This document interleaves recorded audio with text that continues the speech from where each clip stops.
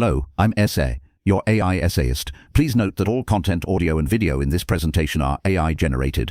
As AI can sometimes produce inaccuracies, I encourage you to verify any factual information presented. With that in mind, let's begin. The year 1970 witnessed the publication of James Lovelock's seminal work, Gaia as Seen Through the Atmosphere, a paper laying the groundwork for what would become the Gaia hypothesis, a revolutionary concept challenging conventional understandings of planetary science and the interplay between life and its environment. This essay undertakes a comprehensive critical examination of the specific claims and arguments advanced within this 1970 publication, scrutinizing the evidence presented, evaluating the methodology employed, and tracing the logical threads connecting Lovelock's initial observations to his broader conceptual framework. The analysis proceeds methodically, delving into each section of the paper to illuminate its contribution to the overarching thesis and its significance within the context of scientific thought. Section 1, Introduction and Early Observations of Atmospheric Composition.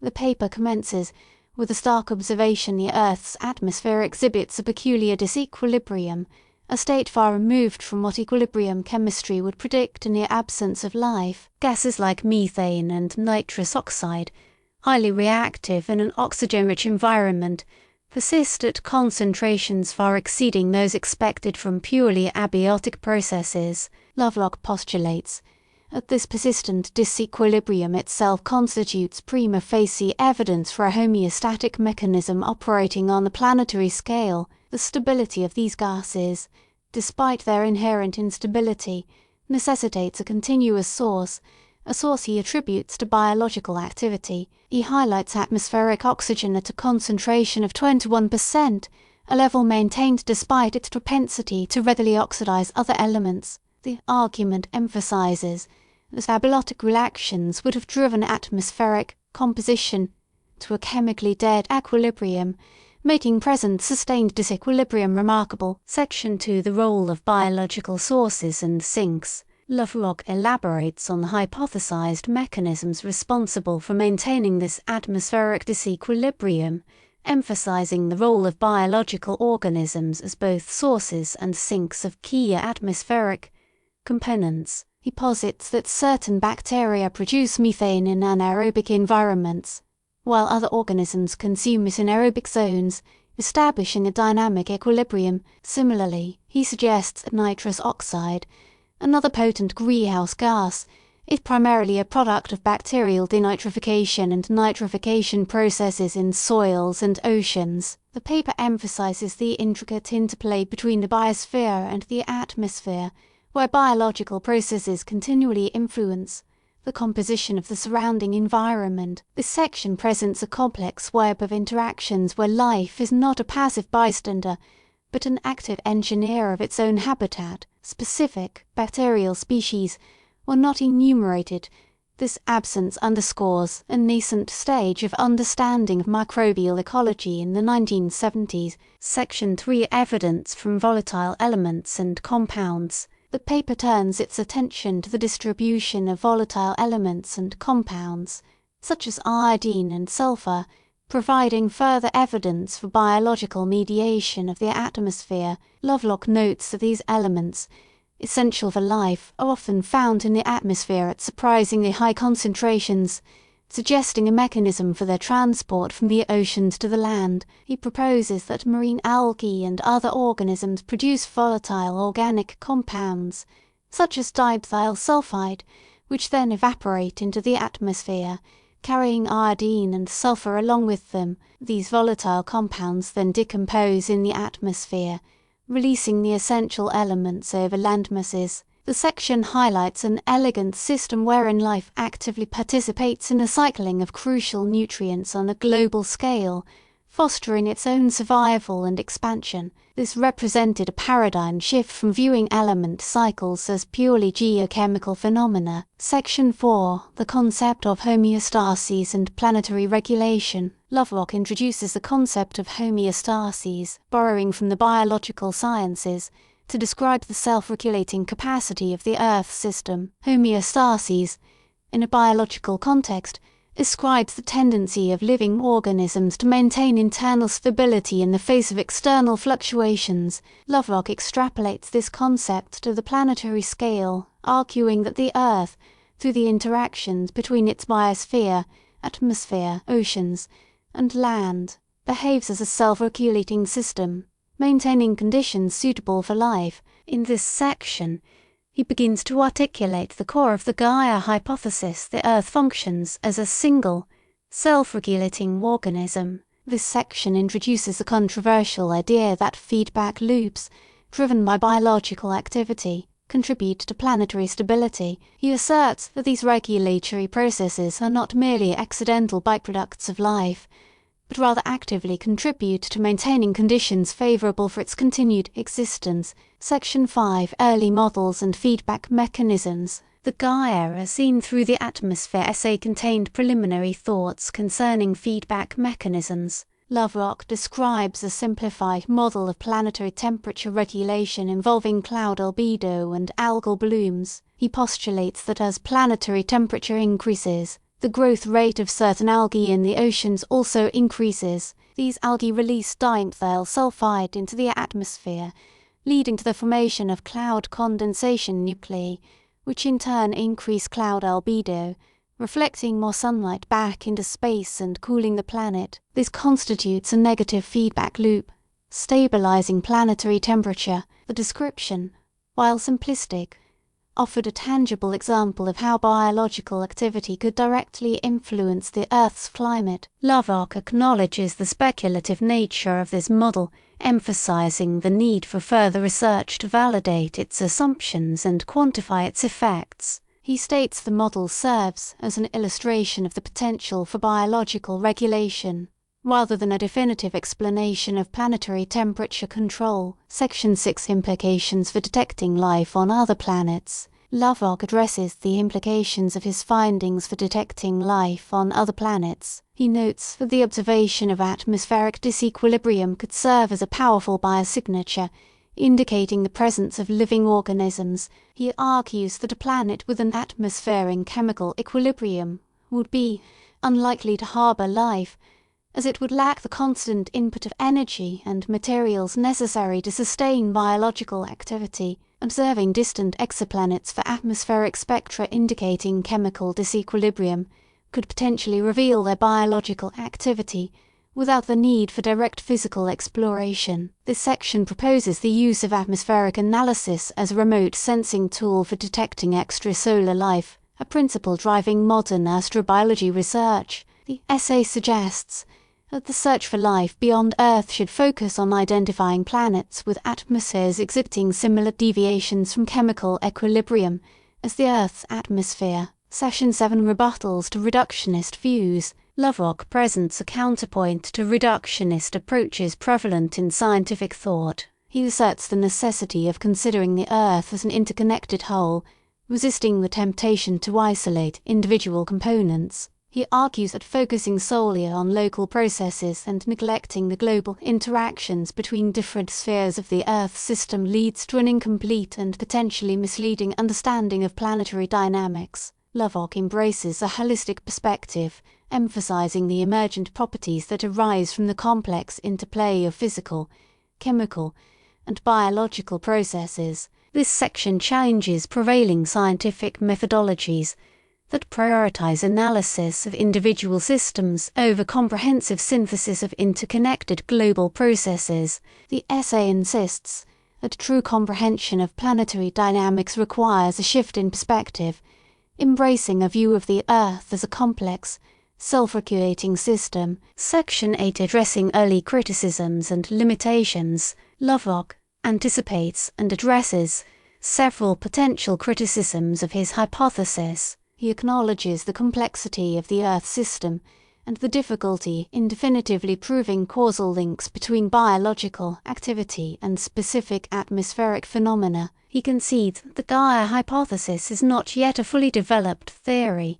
but rather a framework for understanding the Earth as a complex, self-regulating system. He also addresses concerns about the teleological implications of the Gaia hypothesis, clarifying that he does not believe the Earth is consciously striving to maintain conditions suitable for life. Instead, he argues that the observed homeostasis is a consequence of natural selection operating on a planetary scale, where systems that maintain stable conditions are more likely to persist over time. Lovelock's engagement with potential criticisms underscores his commitment to scientific rigor and his willingness to refine the hypothesis in light of new evidence. Section 9. Further elaboration on the Daisy World model. While the 1970 paper predates the more detailed Daisy World model, Lovelock mentions during the section the preliminary thinking that would formulate Daisy World. Daisy World, developed later, is a conceptual model illustrating a simple planetary system with only two types of daisies, black and white, which affect planetary albedo. This model demonstrates how biological feedback loops can regulate planetary temperature, even in the absence of conscious control. The mention of such modeling ideas here represents an early foray into exploring the mathematical and computational aspects of the Gaia hypothesis, laying the groundwork for subsequent quantitative analyses of planetary regulation. The section emphasizes the importance of simplified models in understanding complex systems, allowing scientists to test specific hypotheses and explore the potential consequences of different interactions. Section 10. Discussion of the early Earth and origins of Gaia. Lovelock hypothesizes regarding the early Earth and the origins of the Gaia system. Lovelock proposes that the Gaia system likely emerged early in Earth's history, as soon as life began to significantly influence its environment. He suggests that the initial conditions on Earth may have been very different from today, with a reducing atmosphere and a much hotter climate. As life evolved, it gradually transformed the planet, creating the oxygen-rich atmosphere and the relatively stable climate that we experience today. The paper posits the Gaia hypothesis provides a framework for understanding the coevolution of life and its environment, emphasizing that the Earth system is not static, but rather a dynamic and constantly evolving entity. This section explores the deep history of the Earth, suggesting that the Gaia system has played a crucial role in shaping the planet's evolution over billions. Section 11. Specific examples of atmospheric regulation. Discuss. The paper presents several specific examples of atmospheric regulation, including the regulation of oxygen, carbon dioxide, and temperature. Lovelock notes that the concentration of oxygen in the atmosphere have remained relatively stable for hundreds of millions of years, despite the fact that oxygen is a highly reactive gas. He attributes this stability to a complex interplay of biological and geochemical processes, including photosynthesis, respiration, and the weathering of rocks. Similarly, he suggests that the concentration of carbon dioxide in the atmosphere is regulated by the biosphere through processes such as photosynthesis and the formation of carbonate rocks. The paper proposes that these regulatory mechanisms are essential for maintaining a habitable environment on Earth, preventing runaway greenhouse effects or other catastrophic climate changes. Section 12. Consideration of geoengineering implications. Lovelock's foresight is evident in his brief discussion of geoengineering implications within the 1970 paper. While the term geoengineering was not yet widely used, Lovelock raises concerns about the potential consequences of deliberately manipulating the Earth system. He cautions that any attempt to engineer the planet without a thorough understanding of its complex interactions could have unintended and potentially disastrous consequences. He notes the extreme complexity of planetary systems and the difficulty of predicting the long-term effects of human intervention. The warnings resonate with modern debates about geoengineering proposals, emphasizing the need for caution and humility when considering interventions in the Earth system. This section foreshadows later discussions about the ethical and practical challenges of addressing climate change through technological means. Section 13. Limitations of available measurement technology. The paper acknowledges limitations imposed by available measurement technology of the 1970s. Lovelock highlights the challenges of accurately measuring trace gases and other atmospheric constituents, particularly in remote locations. He notes the reliance on relatively crude instruments and the difficulties of extrapolating from limited data to global scales. The acknowledgement underscores the importance of technological advancements in advancing scientific understanding of the Earth system. He stresses the need for improved instrumentation and more comprehensive data collection to refine the Gaia hypothesis and test its predictions. This section provides a valuable perspective on the historical context of scientific research, underscoring how technological limitations shape the scope and precision of scientific inquiry. Section 14 challenges to conventional scientific dogma. Lovelock's 1970 work challenges conventional scientific dogma in a myriad of subtle but persistent ways. It questions the anthropocentric view of the Earth as merely a resource for human exploitation, promoting a biocentric perspective that recognizes the intrinsic value of all living organisms. It challenges the reductionist approach to science, advocating for a holistic perspective that emphasizes the interconnectedness of all components of the Earth system. The challenge stems from viewing the planet as a self-regulating organism, a concept that at the time contradicted prevailing scientific paradigms. This section illuminates the revolutionary nature of Lovelock's thinking, challenging established scientific norms and paving the way for new ways of understanding the Earth. Section 15. The role of natural selection.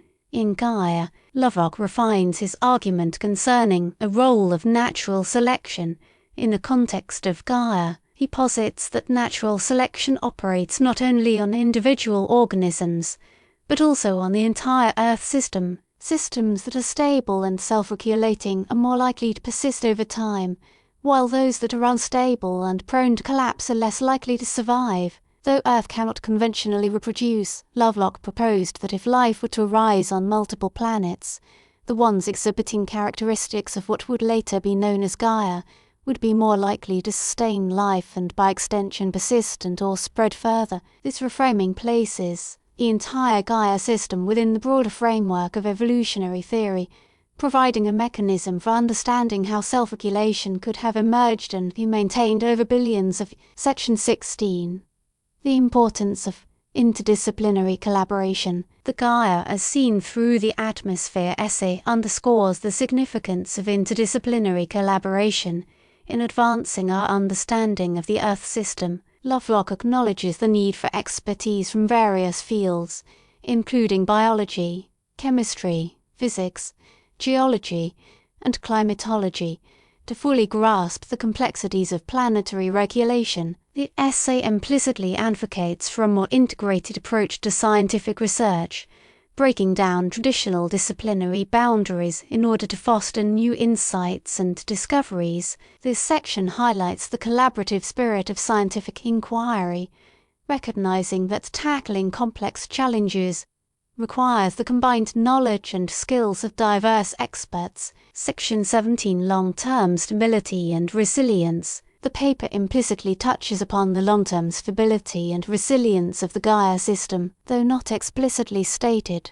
Lovelock's discussion of self-regulation suggests the capacity of the Earth system to withstand external perturbations and maintain habitable conditions over extended periods. This point indirectly alludes to the importance of biodiversity and ecological complexity in enhancing the resilience of the Earth system. The reflections foreshadow later discussions about the vulnerability of the Earth system to human impacts and the need to preserve biodiversity to maintain planetary stability. Section 18. Connections to cybernetics and systems theory. Lovelock's ideas exhibit strong connections that are implicit in his work with cybernetics and systems theory. The concept of planetary self-regulation resonates deeply with the principles of feedback loops and control mechanisms central to cybernetics. Lovelock's conceptualization of the Earth as a complex system governed by interacting processes aligns with the broader framework of systems theory.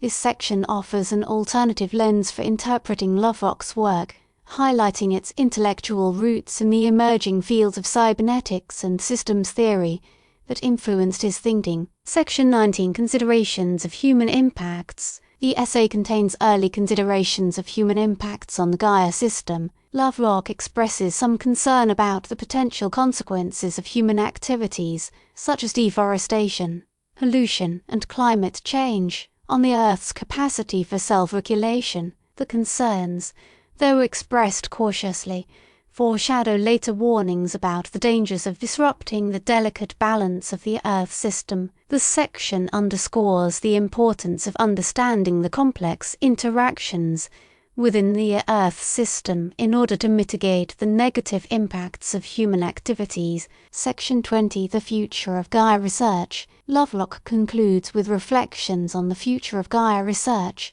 He emphasizes the need for further investigation into the specific mechanisms of planetary regulation and for more comprehensive data collection to validate his hypothesis. He expresses optimism that continued research will lead to a deeper understanding of the Earth system and its capacity for self-regulation. The conclusion provides a sense of forward momentum, underscoring the ongoing relevance and importance of Gaia research in the context of planetary science. James Lovelock's 1970 work, Gaia as Seen Through the Atmosphere, represents a foundational contribution to our understanding of the Earth as a complex, self-regulating system. While the paper acknowledges the limitations of available data and the speculative nature of specific conclusions, it lays out a coherent and compelling argument for the importance of biological activity in shaping and maintaining planetary habitability. The essay critically examines the claims made within that initial publication,